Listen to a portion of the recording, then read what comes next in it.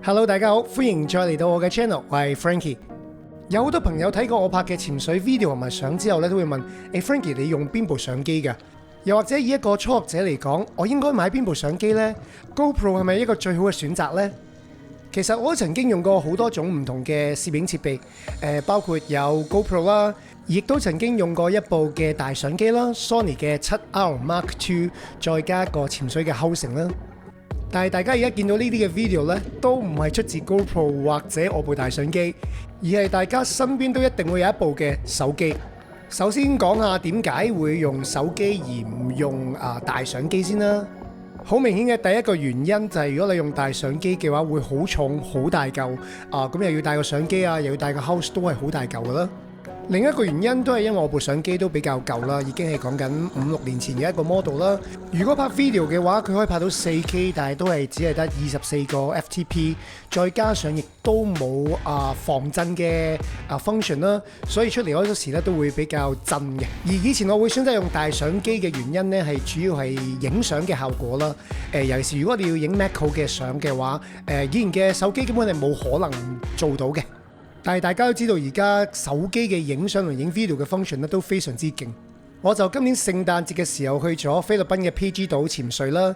而家你見到呢啲 video 呢，就係嗰次潛水嘅時候用我嘅 iPhone 14 Pro 所拍出嚟嘅。我諗無可置疑，大家都覺得 video 嘅 quality，iPhone 影得好好嘅。但係其實而家咧，連照片咧，連相咧都可以影得非常之靚㗎。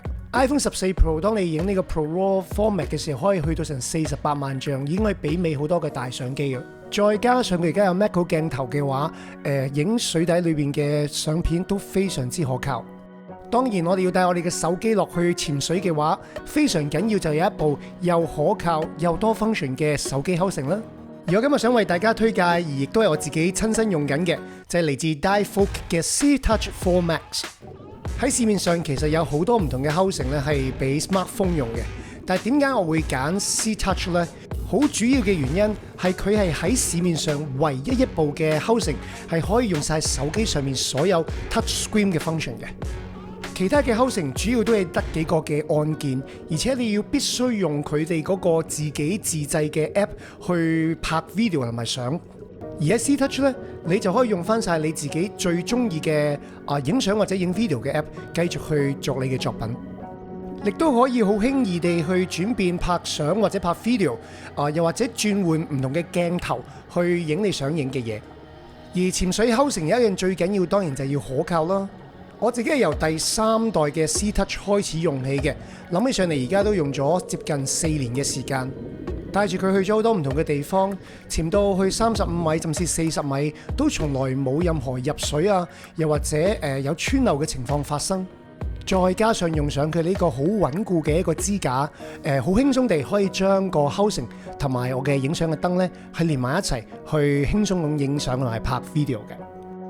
而 C-Touch 係唔單止淨係 support iPhone， 基本上任何大牌子你講得出嘅 Samsung 小米Sony 全部嘅電話嘅牌子呢，佢都係會 support 嘅。你只要當你選購嘅時候呢，話俾佢聽你嘅手機係咩型號呢，佢哋就會俾一個適合嘅 adapter 俾你㗎啦。而安裝同埋使用都非常之簡單嘅，咁你只要咧將嗰兩個嘅螺絲啦扭鬆啦，將個 adapter 攞出嚟，跟住咧將你電話原本嗰個保護殼攞走，鏡頭擺喺個位置，攝翻入去，跟住咧當然要扭翻實呢一個嘅螺絲啦，咁呢啲水咧就唔會再入去噶啦。先就講過啦，話 C-Touch 係唯一一部可以完全用 touch screen 嘅 housing 啦。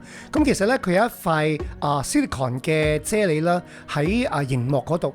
你撳熒幕任何一個位置咧，都好似平時用手機咁樣嘅。如果要影相嘅話，根本連 password 都唔使入啦。喺第一版撳右下角嗰個 camera 嗰個 icon 啦，咁你已經直接可以入到去影相嘅 function。